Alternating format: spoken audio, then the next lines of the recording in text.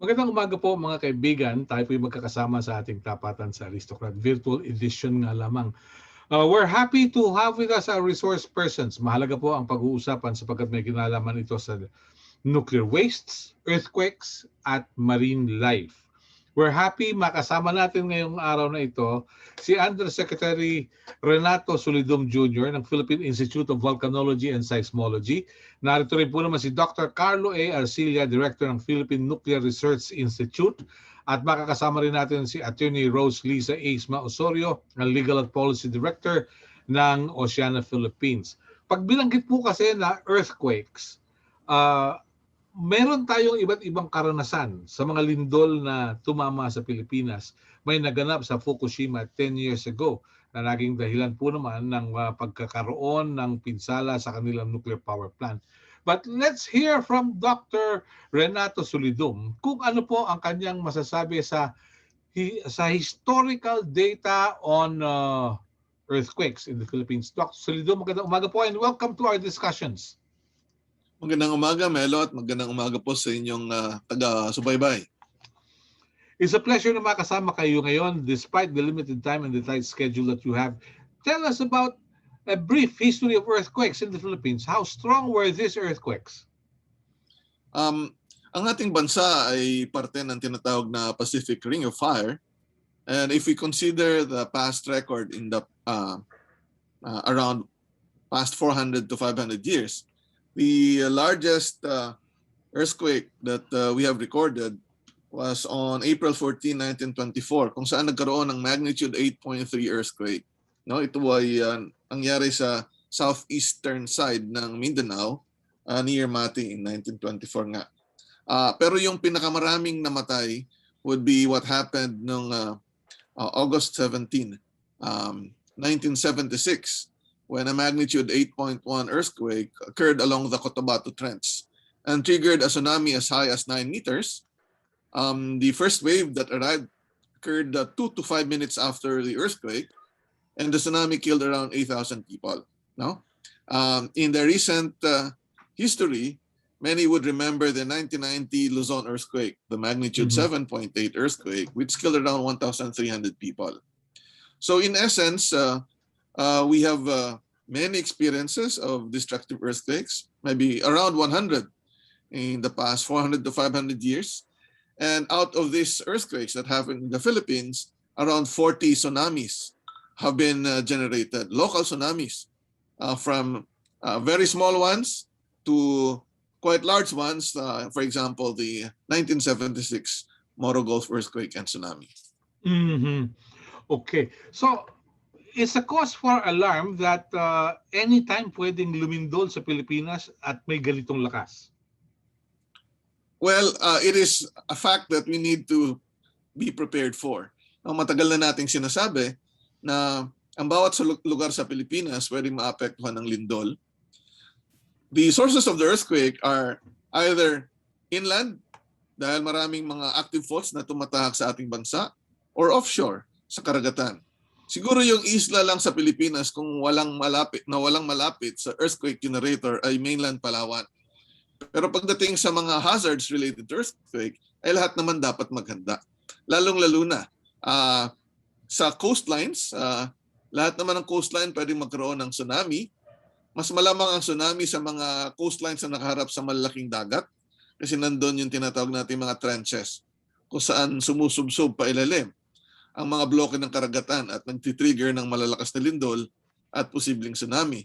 Pagdating naman sa inland earthquakes, yun naman ang siguro mas outside of the tsunami hazard. Inland earthquakes would cause the most severe ground shaking kasi nakatira tayo sa lupa, mararamdaman natin ng mas matindi kapag malapit tayo sa isang fault na pwedeng kumilos, tulad nga ng iba't ibang mga faults sa Pilipinas. And pagdating sa Metro Manila, nandyan yung Valley Fault System. Sa Cebu naman, yung Cebu Fault System. Sa Davao, meron din sila. No? So, kailangang maging aware ang ating mga kababayan sa iba't ibang mga earthquake hazards, nasaan yung fault, nasaan yung earthquake generators, at siguro just just to make sure na alam ng ating mga kababayan, meron na tayong mga applications or apps na ipinakalat. Una nga yung Fault Finder or FIVOX Fault Finder way back in 2016. And in 2019, we released the Hazard Hunter PH na lahat ng hazards related to earthquake, volcanic eruptions, or weather-related hazards and nandun that you can use to assess the hazards na pwede nating pagandaan sa isang lugar, sa ating pupuntahan, kung turista ka, or kung businessman ka, saan ka magsiset up, or kung bibili ka ng iyong lote, magagamit mo yon in less than 1 minute, alam mo na lahat ng hazards na pwedeng tumama. So gamitin po nila ito. Okay. I do remember there was a time yung mga taga-United Nations naghahanap ng gusali na pupuntahan, tapos natanong ko kayo kung saan naroon yung pinakamalapit na fault. Sabi mo tumingin ka doon sa ganito and several hundred meters nandun yung fault. But are these faults really, do they have the potential to trigger earthquakes? Lahat ng ating minap out na mga faults, we classify into active or potentially active or inactive faults.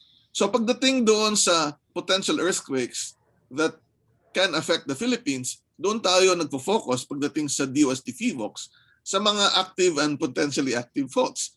Parang bulkan lang din yan, Melo. Mga active and potentially active volcanoes ang ating tinitingnan. So minapa natin yan. We're continuously updating it. Doon sa Hazard Hunter PH, anytime na merong mga updated information on faults, on earthquake hazards and other hazards, doon na yan nilalagay kaagad, maliban sa availability sa website. So, yes, pag sinabi nating active faults yan or potentially active, pwede siyang gumalaw at magpakilos ng malalakas na earthquake na dapat paghandaan ng mga bayan o rehiyon na malapit doon. So, yes, the answer is yes. Okay.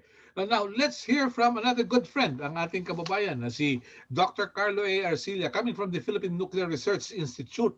Nabanggit ni Dr. Solidum yung tungkol sa mga faults. Coming from PNRI, ano ang inyong nakikita? Is it still safe to have nuclear power plants in the Philippines, Dr. Arcilla? Maraming salamat, Melo. At saka, magandang umaga rin, kaibigan at saka kaklase ko si Solidum. Anyway, ganun. Tama nga sinasabi ni Dr. Solidum na maraming lindol at bulkan sa Pilipinas. Pero hindi naman lahat ng Pilipinas ay bulkan at saka lindol. Sabi niya nga, doon sa Palawan, walang lindol. Although may bulkan na medyo luma ay nandun sa pinaka-north, usual yung bulkan na yon. Pero mas sila nga may tawag dyan, may bulkan at saka lindol, bago gagawa ng nuclear power plant, padadaan yan sa matinding kilatis. Kung safe yan sa volcanic eruption or sa earthquakes. Ang ano po dyan, una, huwag kang gagawa ng nuclear plant na nasa mismong fault. Kasi wala kang kalaban-laban. Kasi kung magkalindol, madadamage talaga yung planta mo. Pero kung ang fault ay certain distance, titingnan kung ano yung pinaka-probable na acceleration o na lindol na nanggagaling sa earthquake fault na yon. Tapos you design afterwards. No? I mean, kung titingnan niyo po, ang pinakamalakas na lindol sa kamay nila, I think 68 siguro, yung nakaramdam. Ruby Tower? Ruby Tower. Oh. Ilang libong buildings na ang nagawa dito, di ba? So, may seismic code po tayo. So, ganun po yung engineering design. Ngayon, sa yung Japan, of course, meron silang 55 nuclear power plants. Tapos, tumama nga yung magnitude 9.9 earthquake. Sabi sinabi ni Yusek Solidum, 8.2 yung pinakamalakas na na-record sa buong Pilipinas in history. Wala pa tayong magnitude 9. Pero importante maraman ng kababayan natin na yung pinakamatandang nuclear power plant sa Japan, yung Fukushima. Ang seismic design po niyan ay 0.17 compared sa BNPP ay 0.4. So yung BNPP natin ay 3 times stronger than Fukushima. Hindi po nasira yung Fukushima earthquake nung magnitude 9. Ang nag-cause po ng accident ay yung pagkawala ng backup power, kasi yung kanyang backup power ay nandoon sa basement na nabaha ng tsunami. So yun po yung ano. So pwede ba magtayo ng nuclear power plant? Pwede po, pero dapat tingnan ng mabuti. At saka hindi kami papayag sa PNRI kung unsafe po yan kasi may mga standards po dapat sundin. Okay. At least may assurance tayo na hindi basta-basta makapagtatayo. But anyway, how long does it take for one to build a nuclear power plant? Actually po, nung in times past, masyadong matagal. In fact, iyan po yung wala nang recently like sa Amerika, no? I-straight ko lang sa inyo. Ang pinakamarami pong nuclear power plants ay ang bansang US. Halos 100 po ang kanilang nuclear power plants. And their plants have been operating for almost 60 years. No? Ngayon, bakit hindi pa tapos ang mura po ng nuclear power, bakit hindi napapatayo ng nuclear plants sa bago? Kasi ang dami pong regulations na nilalagay. Pag na-delay po kasi yung nuclear power plants, yan po yung pinakamahal na yung pinakamataas ang investment.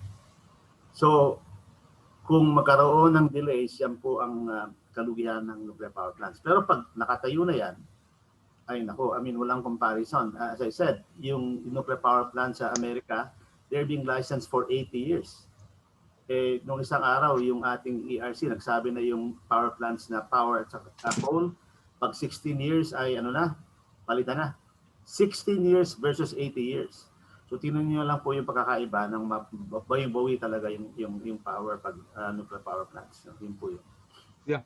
Kaya ko kasi na itanong yan, lumabas yung balita na yung kaisa-isa nuclear power plant doon sa Iran, magkakaroon ng technical overhaul at magkakaroon ng 4 na araw na masasabing problema dahilan sa, alam naman natin, pag may overhaul, wala pa yatang spare parts na masasabi. Kaya yun ang problema nila ron. Are we beholden to suppliers or contractors in the first place? Actually, very good question. Yung Iran po kasi, may problema sila. Kasi pasaway sila kaya nga under talaga sila ng IAEA. By the way, walang bansa na matino na basta makakapagpagawa ng nuclear power plant pag hindi yan kikilatisin ng nuclear watchdog, yung International Atomic Energy Agency. So yung nuclear watchdog of the world. Ilan bang nuclear power plant sa buong mundo? 450 plus. Ang average age niyan more than 40 years. So, and then they've been in existence for more than 50 years. Mature na po yung technology yan. So, ngayon, bakit special po yung nuclear? Kasi sa nuclear technology, may tatlong dapat pansinin. Safety, number 1. Safety. Number 2, security. Okay? Na dapat yung nuclear materials hindi dapat mapunta sa mga terrorist. At sa pangatlo, safeguards. Na yung may nuclear power, hindi pwedeng gamitin yung nuclear fuel parang nuclear weapons. So, mag-concentrate ka.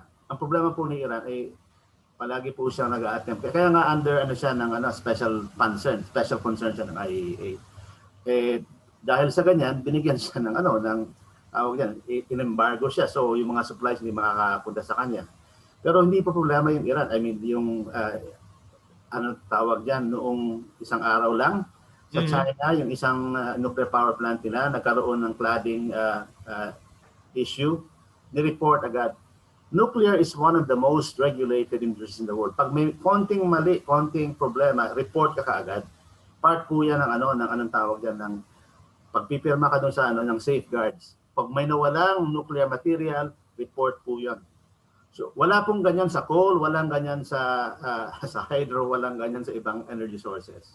Kasi nga, pag nagkaroon ka ng accident, matindi ang effects. So, yung sa Iran po, masasolve naman po yun Magaling naman yung mga Iranian scientists. Yun nga lang, meron sila kasing issue doon sa attempt nila to enrich uranium for potential bomb material. Mm-hmm. By the way, Okay. ko lang po, clarify ko lang, Melo, yung nuclear plant fuel, ang concentration ng uranium ng 2% lang, 2%. Ang bomba, para makagawa ka ng bomba, mga 90+%. Yung aming research reactor, 100 meters dito sa kinauupuan ko, ang kanyang fuel is 19%. It's 10 times more enriched than the nuclear power plant. Okay. So, hindi basta-bastang makakapag-enrich. At saka bawal po sa constitution natin yung nuclear weapons. Pero yung nuclear power hindi pinagbabawal ng Constitution po.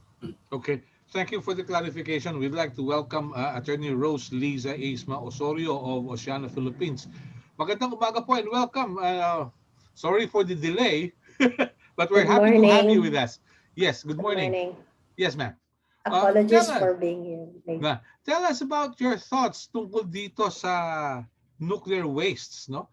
Dahil I also saw something na sa nakalipas daw na half century, yung daigdig ay laging meron ng problema na radioactive material na naitatapon, Mhm. sinadya man o hindi sa karagatan.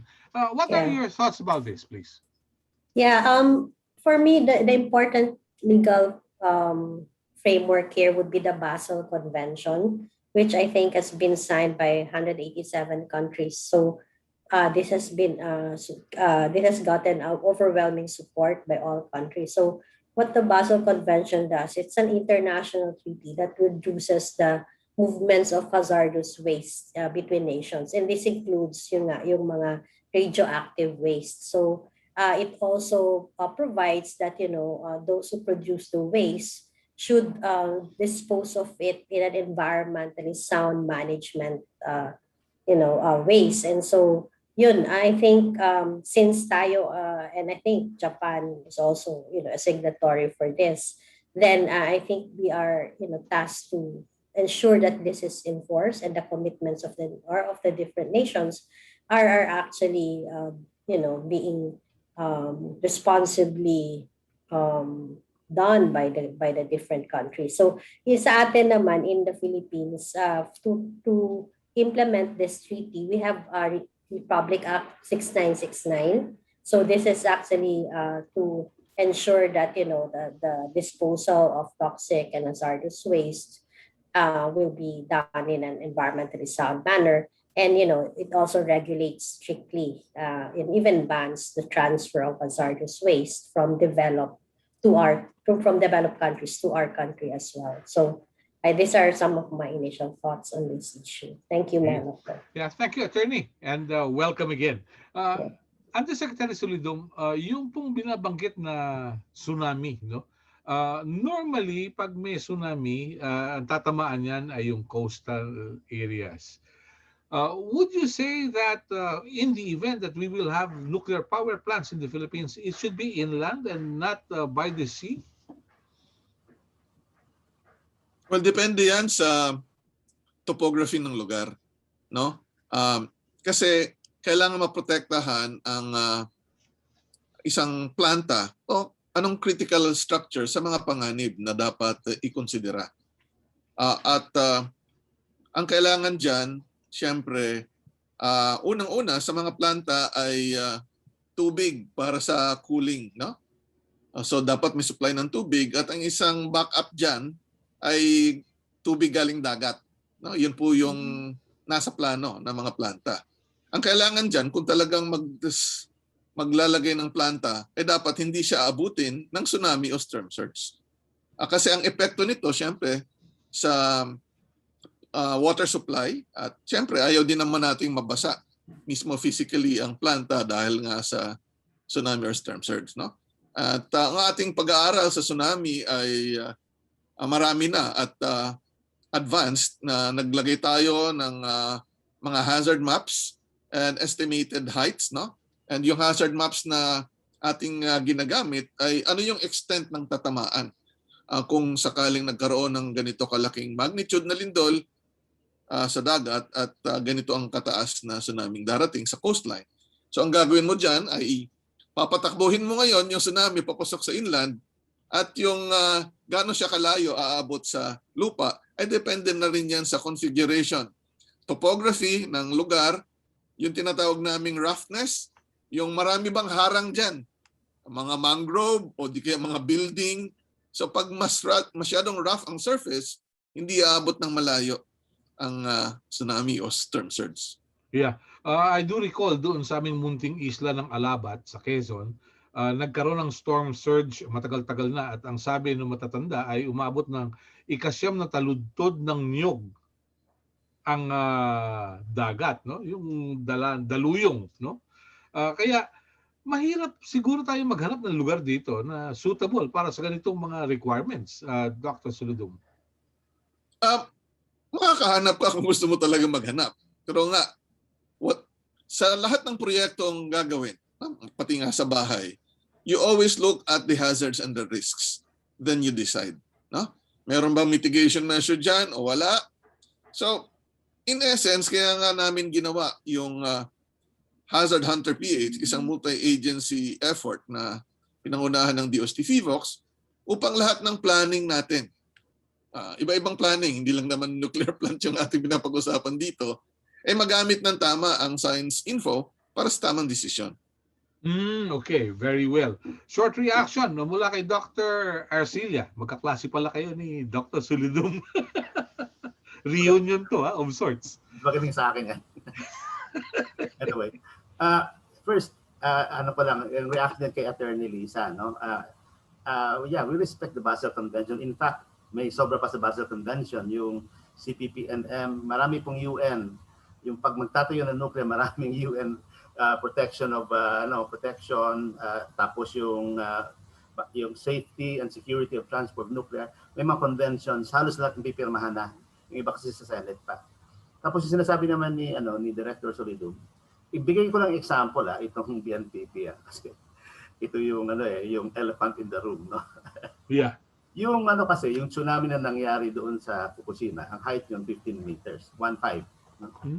Ang elevation ni BNPP ay 18 meters, 1.8.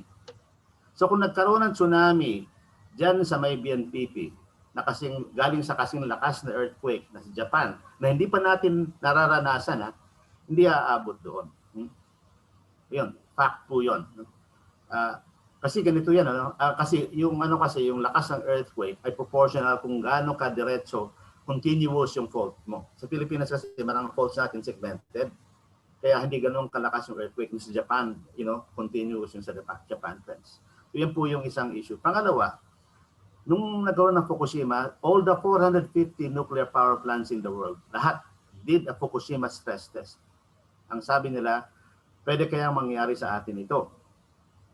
So when they did that, for example, kaya nga, remember, hindi nasira yung Fukushima plant pero nabaha yung kanilang backup generating system. So ang ginawa lahat, inakyat yung mga generating systems at higher elevations. Yung iba nagawa ng dual power source pag nagkaroon ng power failure, etc. etc. So ganun.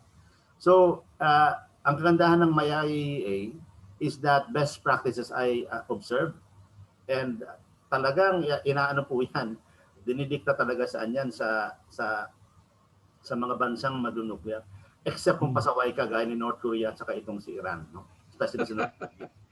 Yeah. Actually, just to give you an idea kung gaano ka pasaway sa North Korea, dati signatory sila. Umalis sila sa IAEA para hindi sila mabantayan. So ganun yung mga binabantayang klaseng Kaya nga yung info. Maganda yung niliwanag nyo yun. Pero babalik ako dun sa issue. Ang sinasabi kasi, I don't know how Oceana would react to this. Kahit na malawak yung karagatan, may capacity itong ma-dilute yung nuclear contamination. Pero mayroon daw sinyales ng spreading radioactive material sa may Japan. Kabilang na yung discovery ng elevated concentrations ng radioactive cesium at iodine sa maliliit na isda sa ilang milya sa katimugan ng Fukushima at may high levels ng radioactivity sa seawater 25 miles offshore. Would you know anything about this information from Yale? Attorney? Nabasa ko lang po yun sa senior ninyo na news item when we got the invite. So, yeah, I don't know really much about yung epekto, yung spread ng nuclear waste. Siguro baka si Dr. Caloy ang mas alam ito. Pero for us, it's a cause for concern for Oceana rin. Kahit gaano kalawak yung dagat nga, kung nagsaspread siya slowly and nakikita yon sa ibang bansa na, yun yung parang concern natin. Yung isa ring concern namin kasi is yung kahit nga yung simpleng coal-fired power plant, di ba? Kailangan niya ng seawater for cooling down kung nakalagay siya sa bandang coastal area. Nagko-cause na siya ng adverse impact sa ating marine environment. Hindi ko lang alam because I haven't really looked into kung gaano ka taas yung temperatura ng exchange ng water for cooling down the systems of a nuclear power plant. Pero if I can, para sa akin nga yung coal-fired power plant has had a negative impact na kasi nagiging virtual parang a desert yung ating mga karagatan around it kasi namamatay dahil sa mainit na tubig na nagsa-exchange for cooling down the coal-fired power plant. Yun lang nakikita namin dito sa Cebu based on mga dives ng mga divers around these power plants. Paano na kung ito ay isang nuclear power plant? So yan nga yung aming concern kasi hindi lang yung disposal ng radioactive waste na wala tayong kasiguraduhan na siya, safe, it will not contaminate the areas around it, as to what extent, kung gaano kalayo yung contamination. Nakikita na natin sa pag-aaral na malaki nga yung area, yung coverage na. Paano na rin yung mga nearshore areas na binabantayan din natin kasi ito yung pinaka-productive areas natin for fisheries, for coastal aquatic resources. So yun lang ang concern namin. Yeah, but it appears that we have more coal-fired power plants, no, Dr. Caloy? Yeah, can I natutunan ko sa aking minamahal na profesor, si Kelvin Rodolfo. Yes. Sabi niya, a picture is worth 10,000 words, no? So can I share something just to illustrate this, ha? Please. Sa akin. Hindi ako naka-disable po ako. Anyway, sharing. Yes, pwede. Sandali po, ayusin natin. Anyway, yung sinasabi po ni ma'am, ayan, okay. Pakita ko lang kasi sandali lang yung, oops. I don't know. Hindi po sa akin. Okay. Hindi po sa akin ito. Mag-unshare muna ho yata kayo. Teka, sandali po, mahina kalaban. Makita namin lahat ng mga detalye mo. Teka, sandali po, saan napunta yun? Teka, medyo mali yata yung napindot ko. Hindi. Teka, sandali po. Sorry. I don't need to go. Anyway, habang wala po, inaayos si Attorney Lisa. Ganito, una, yung sinasabi ninyong yung sa coal versus yung nuclear power plant kasi walang emissions, zero emissions. Meron siyang nuclear waste. But I'll show you the volume of the nuclear waste kung papakita. Napakaliit po. As compared to nuclear to coal plants, no, there's a huge difference. In fact, I'll illustrate it with so yun po, yan ang isa. Tapos, believe it, kinan ko na lang kung pwede na ako magpa. Sige po. Sorry. Disabled pa rin ako. Anyway, tapos isa pong importanteng dapat Yeah, pwede na. Okay na po. Nagkamali ng pindot eh. Kinan ko lang ito. Okay. Yan. Tapos, actually, may isa akong gustong ipakita dito. Ayan, ito. Nakikita niyo po ito? Opo. So ito is the latest world energy consumption by source. If you notice, meron kang biomass, coal, oil, gas. Lahat yan ay carbon bearing. I mean, that's a huge amount. Ang coal natin sa Philippines, kalahati ng ating energy galing sa coal. At saka coal is imported. Most of the coal is imported kasi ang coal natin hindi maganda. Now, if you look at that, nuclear is there, mga 4%, at saka solar na maliit silang dalawa. Gusto ko actually mas marami pang solar, wind, saka nuclear. Kasi yan yung pinakamalinis. Pero mas malinis pa rin si nuclear. Let me just show. Ito po ang malaking pagkakaiba kung bakit this illustration. Yung isang pellet pong yan, isang pellet na yan, 1 uranium pellet, yan yung kaliit. Mas maliit pa, kalahati ng thimble. Ang ang equivalent niyan ay 17,000 cubic feet of natural gas, 120 gallons of oil, 1 ton of coal. So usaping waste na lang pag-uusapan, madali pong, okay, ang pagkakaibang ma'am, attorney po niyan, ganito, itong oil at saka itong coal, maraming toxic elements yan. So dapat talagang Pero ang laki ng volume na pag-uusapan mo. Kasi hindi lahat yan nasusunog. In fact, doon sa coal po, kung galing yan sa Indonesia, sa Australia, may nuclear content din yan na nako-concentrate dahil din nasusunog yung nuclear. Ang tawag po nun, technologically enhanced nuclear materials. So, meron din ng waste yung mga lahat. Itong pellets napakaliit. So, yan po yung isang pag-uusapan. Tapos, kung titingnan this from the IAEA, carbon emission by energy source, ang laki talaga ng coal. Ang maliliit, ang pinakamaliit sa lahat ay nuclear. Okay? In fact, sabi ng IPCC, if there's no nuclear power, the world's carbon emission would increase by 10%. Galing na yan sa IPCC. The world uses 10% of its power from nuclear, tapos yung US 20%. So these are the facts.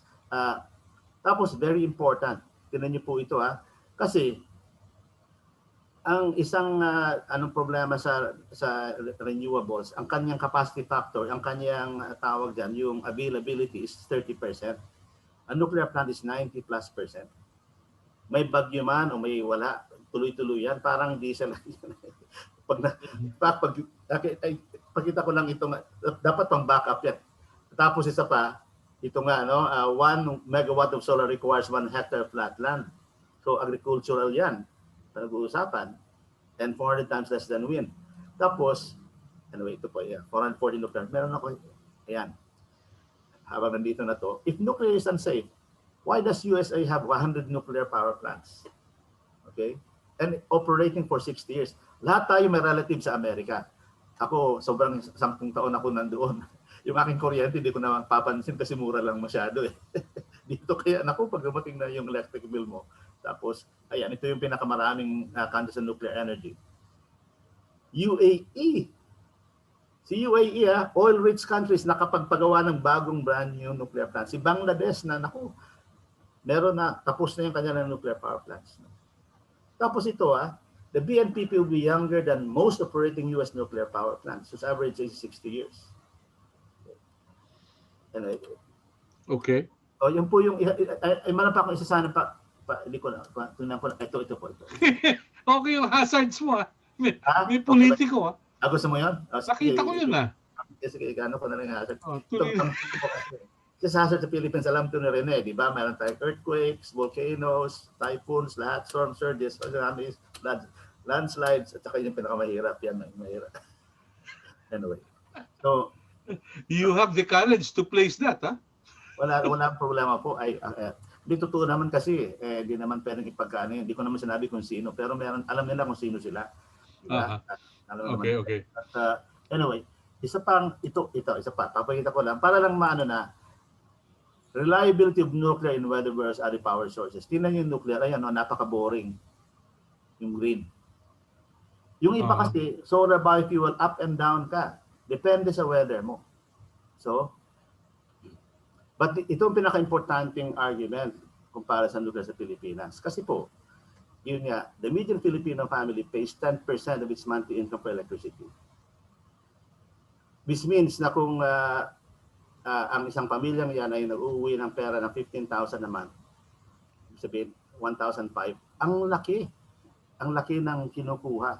I-compare nyo po ito sa ibang bansa. Nung nasa Amerika po ako, ang liit lang yung binabayad ko sa kuryente as a proportion of the take-home pay. That is why, in a survey 2 years ago ng DOE, na hindi pa masyadong alam ng mga tao, 79% ng mga tao sinusuportahan ng nuclear.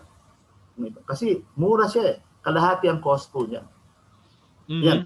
Ito, very important po itong slide na to. Ito kasi ang electricity mix natin more or less. Kalahati ay coal. But we are very good kasi meron tayong geothermal. We're number 2 or number 3 in the world.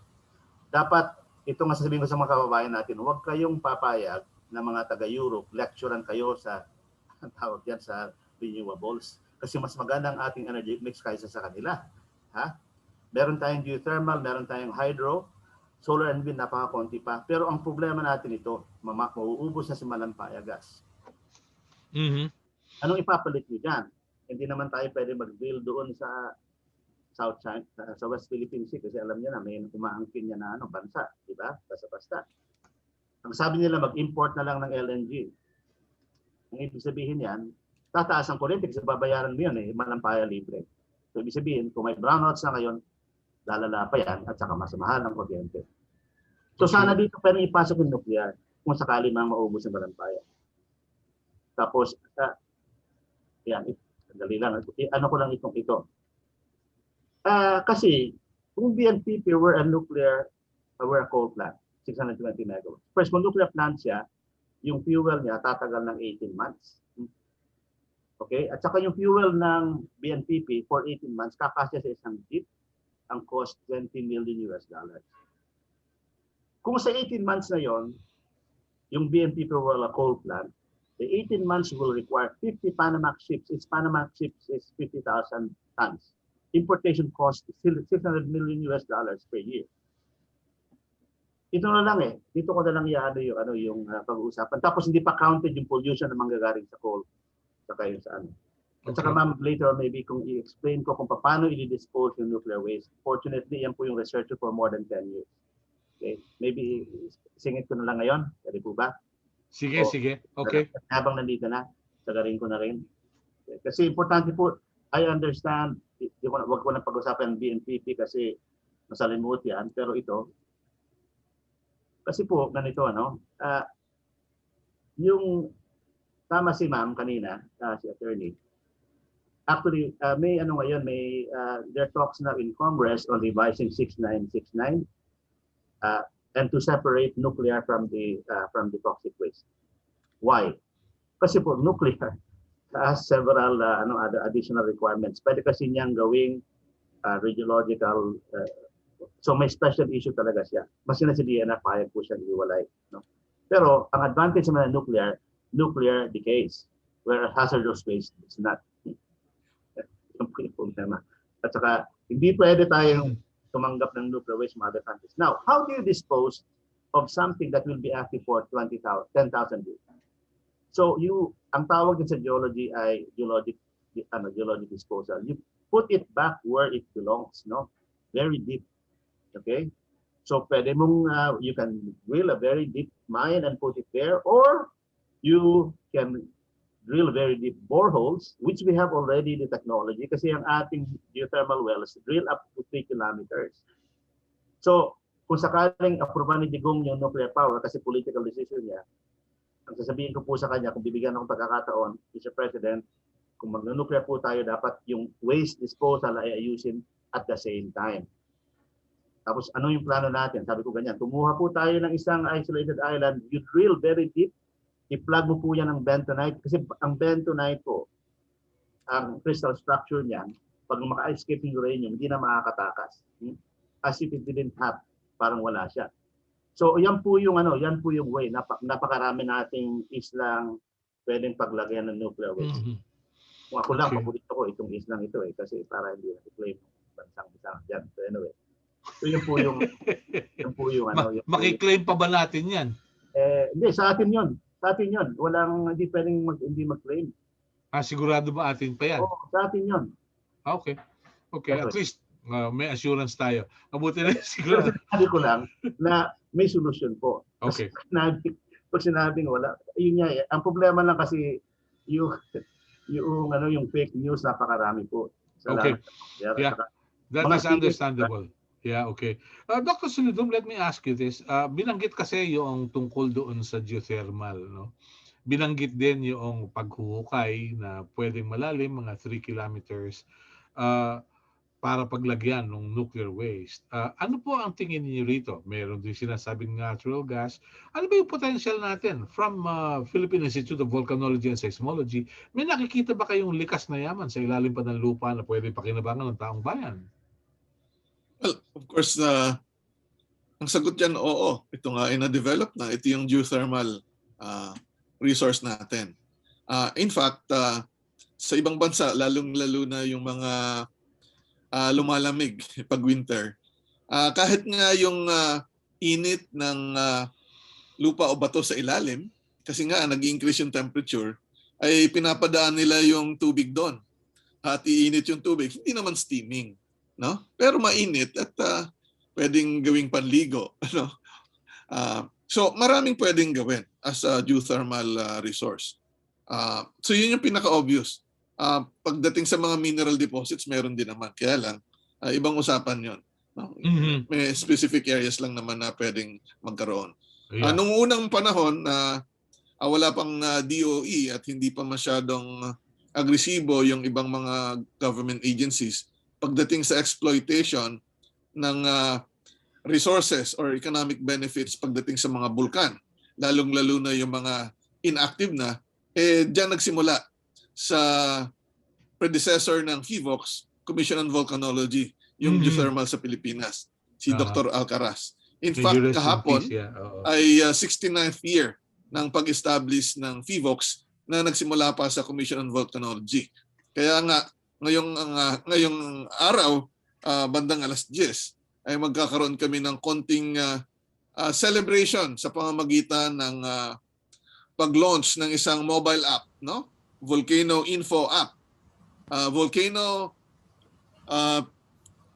PH Info, na kung saan pwede nang makuha ng ating mga kababayan diretso sa kanilang Android cellphone ang lahat ng information on the updates ng volcano, no? Mga bulletins, mga datos, araw-araw. Ito ay patungkol sa mga bulkan na may alert.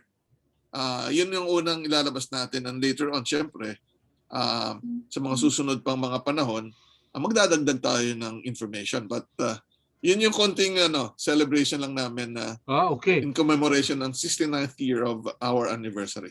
I can imagine na talagang makasaysayan yung papel ng inyong tanggapan. Pero para kay Dr. Caloy Arcilla, may tanong dito. Sa simula ba ika ng operations ng isang nuclear power plant, gaano katagal bago masabi na yung nuke energy source ay basura na? How much is the cost of the disposal at current price by nuke waste contractors? Yan.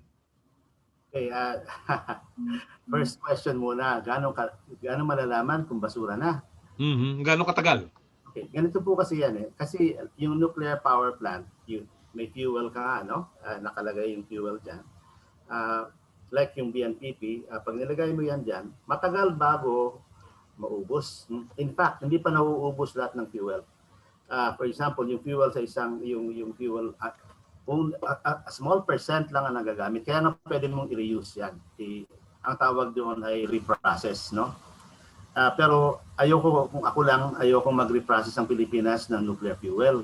Kasi po, ang byproduct ng reprocessing ng nuclear fuel is plutonium. And plutonium is dangerous nuclear, nuclear arms material. In fact, so kung ako lang, masabuting i-dispose. Mura lang po kasi yung nakita niyo naman kanina, $20 million for 18 months worth.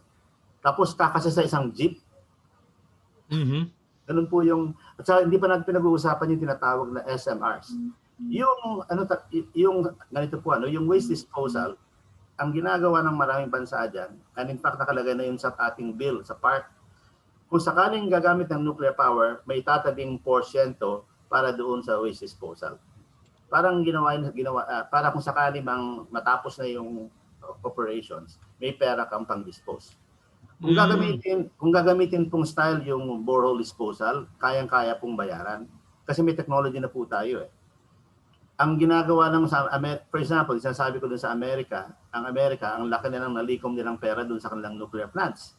Inuutangan na nga ng gobyerno yung pang-disposal. Yung disposal site nila nandoon sa Yucca Mountain, malapit sa Nevada, Pinulitica. So, may technology po, yun nga lang mababayaran po yan kasi nakalagay na doon sa design. Pero kailangan ng isang batas na para sa nuclear waste kasi dapat mapondohan yan independent of PNRI, independent of everyone para siguradong safe po siya. Ganyan po sa ibang bansa. There is a special law for nuclear waste disposal. Very good. Coming from a lawyer, may tanong dito, attorney, no? Attorney Osorio. Ang sabi, 2 South Korean fisheries associations nagdemanda na dapat daw magkaroon ng compensation dahilan sa pagdadump ng contaminated water mula sa Fukushima. Yung court filing humihingi ng $8,850 per day mula sa Japanese government at sa TEPCO dahilan sa environmental impact ng balak na magtapon ng tubig mula sa nuclear power plant. What do you have to say about this? Will this prosper in the first place? I have hindi ko alam kung saan nila ipa-file ito kasi di ba this is state versus state Yeah. or organization versus a state, no? So I'm sure it will be under perhaps a WTO body or an international court or a local court kung meron silang personality to sue in Japan. So in a way, if there is a law, if they can, use that law perhaps in a local court in Japan, then because of the damage that they have, suffered based on that, the disposal of waste, that can actually create a precedent for other countries as well. Kahit local decision lang siya, or it could be in an arbitral tribunal like the WTO. So so there are administrative or adjudication tribunal that may take cognizance of the case.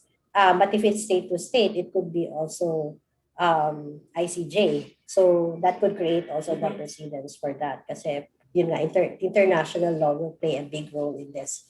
And international environmental law has actually grown for the past decades. And we work with the idea of precautionary principle, di ba? Na even the lack of full scientific certainty will not stop someone or a state from acting on perhaps proceeding with an environmentally damaging activities. I fully support the idea of if it's perhaps pushing for energy security, pero as Dr. Caloy said, we have to have a legal framework. We have to have a law to really put in place measures for disposal of this waste. Kasi nga, we're a country surrounded by waters, by oceans. We're an archipelago. So kung saan man i-dispose yun, I don't think meron pa tayong uninhabited island except nga yung sa West Philippine Sea na pinag-aawayan pa natin. But yes, there has to be a separate law. 6969 is not enough. And I think there has to be certain safeguards, as mentioned nga. Kailangan may safeguards talaga. Kasi nga, we're very dependent. Marami na tayong issues sa karagatan natin. Meron tayong illegal, unreported, unregulated fishing. Meron tayong plastic waste, mga ganon. So, dagdagan pa natin ito. So, I think we have to have a legal framework for that first before we proceed with it. But do we have the luxury of time to do or to craft laws, considering that most lawmakers are interested in the coming 2022 elections? This Congress now, no hope, because I think they're in a sine die recess, and then the next time that they meet, they will be busy with the budgeting, as they say. So baka sa next Congress na tayo magkakaroon ng discussion. Well, if we don't elect clowns to the Senate and the House, then probably we can expect something. But if we elect clowns, then there's another problem, no? Yes, that's another problem also. They have to educate the clowns. All right, okay. Anyway, baka may tanong si Warren De Guzman ng ABS. Warren, you're still there. If you have questions, please go ahead. Yeah, hi. Good Yes, morning. go ahead. Good morning Go ahead. to the panel. I just have one question for Dr. Caloy. If you look at the state of government institutions, or rather yung mga infrastructure ng government, the maintenance, the level of maintenance that is achieved every year, it's not ideal. How do you think a nuclear plant, the maintenance of a nuclear plant would move forward if it's run by government, especially considering the track record of our government when it comes to maintaining vital infra? Actually, thank you. A very good and fair question. My answer to that is this. I've seen nuclear power plants, and believe it or not, for example, an airplane is more complicated than a nuclear power plant. It's really very basic. Sabi nga ng iba sa akin, di mo nga mapaandar ng tren, mag-ambisin ko pa ng nuclear power plant. Ang sagot ko po dyan ganito eh. Sumasakay ba tayo sa aeroplano? Sino ang mga nag-maintain ng mga aeroplano? Mga Pinoy na mga mekaniko. I believe we can maintain a nuclear power plant. I mean, of course, obvious yung mga, at saka pangalawa, yung ownership ng nuclear plant, hindi pa alam kung government or private. We can use the American model, which is all of their nuclear plants are owned by private sector. And then secondly, the nuclear power plants are severely, very strictly regulated. In fact, construction yan, matindi talaga. So, while it's true that that some government institutions don't have the track record, I beg to disagree that not all government institutions are like that. I mean, one very good example I can give right now is my colleague and Mr. PVOX. I mean, PVOX has done a fantastic job among the work in informing us. So, hindi naman masasabi na dahil gobyerno ay pagpak. No? So, but I understand kasi nakikita nga nila. Doon ko sinasabi na ang dahilan kung sa iba ay kurakot. But the Filipinos, for example, who built the nuclear power plants in UAE, many of them are Filipino engineers. This was told to me by the people who own the plant in the Korea. So I think it can be done. That's my fair and simple answer. Okay. Warren, may follow up? For Director Solidum naman. Regarding the app that you're going to be launching, only for Android, and is it for free? For now, it's only for Android. We're still working out things with iOS, Apple. Alam mo naman, mas mahirap pumasa doon. You have to make sure na maayos yan. It's for free, yes. Okay. All right. By the way, tingit lang ng konti, bihira yan sa ibang bansa na may ganyang app. Wala kang makakita na ganyang app. I think sa Amerika walang ganyan Rene, di ba? Na libre. Awan ko lang kung meron. Although, iba-iba ang version naman ng way of communicating. Ang alam kong walang kasing tulad ay yung Hazard Hunter. That's right. Na libre sa cellphone mo diretso, and it's multi-hazard, no? Yeah, this is an example of what I'm saying, that our government is not. We have some faults, but it can deliver, and this is one perfect example of that. Okay.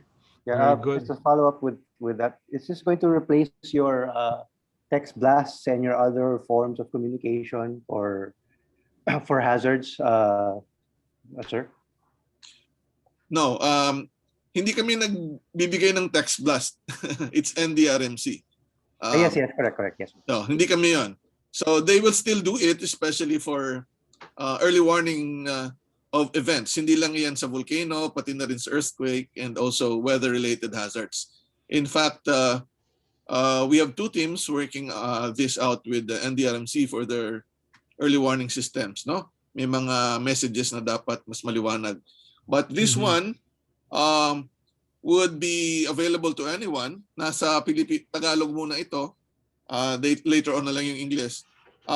And we still have the same information sa website. Pero we may replace also some of the formats sa website kasi mas madaling maintindihan ito ng mga tao. But of course, we will continue to improve this sa tulong na rin ninyo sa media at of course ng ating mga kababayan. May question ako dyan, Yusek. You did it yourself sa PVOX? Lahat naman ng apps sa PVOX kami ang gumawa. Kaya Yung pala. Hazard Hunter, all Filipino team yun, no? Kaya pala. Gawang DOST PVOX at ito gawang PVOX kasi kahit yung mga volcanologists naman natin nagtitrain din naman ng mga how to develop apps, no? Okay. But we have dedicated people. May mga computer programmers kami naman na ang mahalaga kasi sa isang ahensya tulad ng Pag-asa at PVOX ay yung database. May mga database kaming kailangang mas mabilis. For example, sa volcano, kung dati-rati alam ni Melo to, na yung data ay tinatawag via radio noong unang panahon sa main office. Over. Tapos naging SMS, no?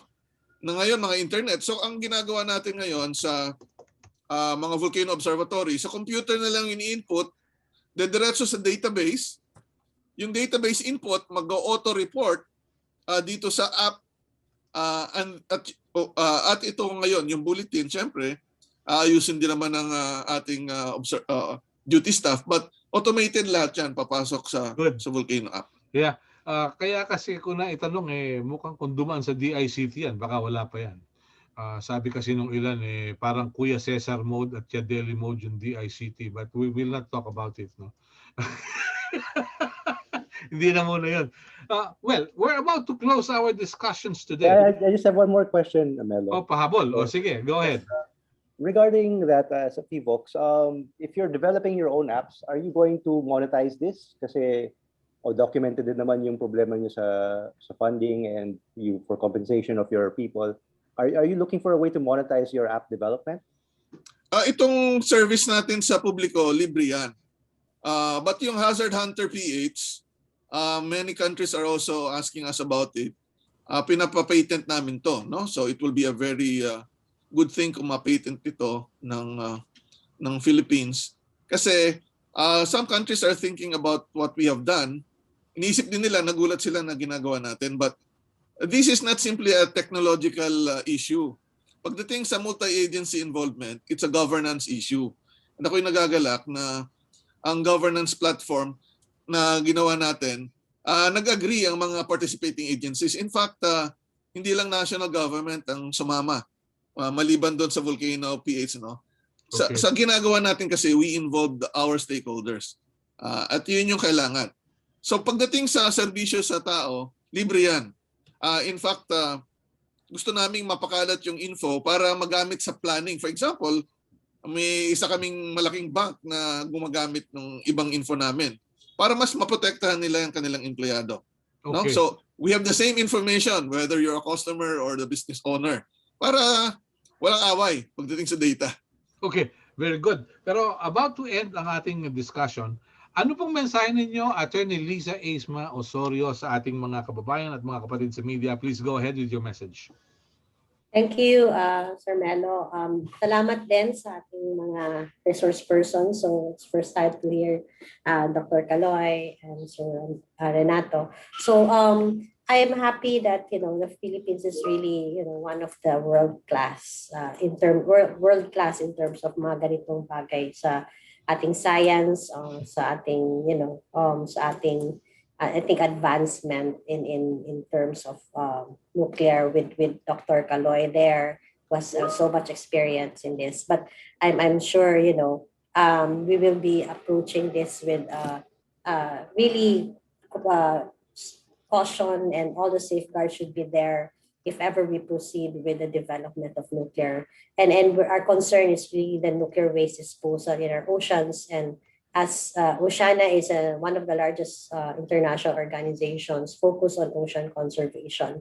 So our focus really is to ensure that our fisheries and ocean resources are being protected, because these are very essential for our country, for our the nutrition of every Filipino. So we believe that if we save the oceans, we could feed our countrymen. So that's really our intention here, and I hope that they will listen to all the necessary advice and of course from different organizations, that it will be done in as much as possible consultative, because we are open to being consulted. We're open to participating in all this planning for government programs in the future. So maraming salamat for inviting us, and we look forward to hearing more about this. Thank you. Dr. Caloy, please go ahead. Yeah, thank you for inviting us. Saka isang patid ko lang sa mga kababayan na science works best, especially kung transparent siya. So nakita naman ninyo that our government is trying its best and to help protect us. Just one comment po yung kay Attorney Liza, yung yung pag dilution is not allowed anymore as a waste disposal, especially the nuclear industry. Mas maraming nakakasira pa sa ating mga karagatan at saka mga isda, yung mga magnanakaw dyan ng mga isda sa ibang bansa. Huwag po kayong mag-alala sa nuclear kasi napakaliit at saka hindi pwedeng magtapon talaga. I mean, sasabihin ko sa inyo, lahat yan ay bilang na bilang. Pag may missing, merong magre-report po kami. So, magtiwala po tayo sa ating mga scientists. At saka, magaling naman sila. At saka, may prinsipyo. At saka, tingnan nyo, libre pa. Yan po Okay. sinasabi rin eh. So, thank you very much. Thank you. Mr. Undersecretary, your thoughts, ako yata yung pinakamatanda rito, natatandaan ko yung COMVOL, Commission on Volcanology. I've always been fascinated by the updates. And the more with science and technology and information technology coming from your office, please go ahead with your message. Thank you. Ang ating bansa ay isang bansang mayaman sa mga resources at sa mga tao.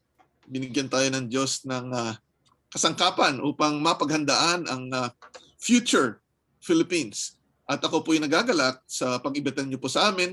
Nandyan si Dr. Casilla, Attorney Osorio, na nasa Oceana. Let me just end by saying na sa kasalukuyan po at ngayong dekada, from 2021 to 2030 ay a decade of ocean science for sustainable development.